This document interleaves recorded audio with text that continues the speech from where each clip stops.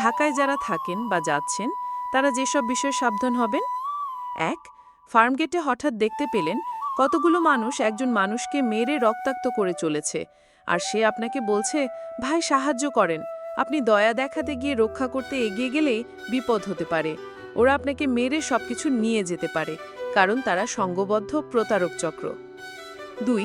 ওভারব্রিজের উপর মহিলা কাঁদছে যে সে যার সাথে দেখা করবে তার মোবাইলে কল দিতে হবে, কিন্তু তার কাছে টাকা নেই।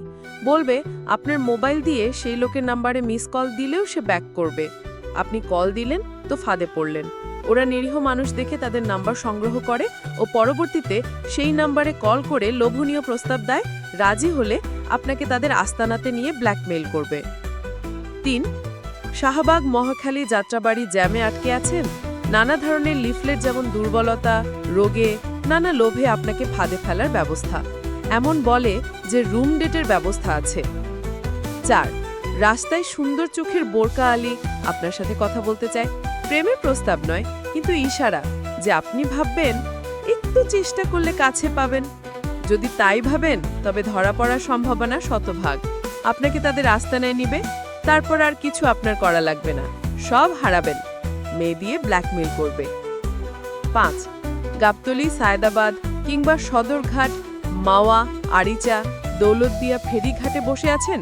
দেখলেন যে বাইরে তাস, লুডু ইত্যাদি খেলছে। কাছে গেলেন কি ফেঁসে গেলেন। ৬. যাত্রাপথে অপরিচিত লোকের সাথে মতবিনিময় করবেন খুবই কম।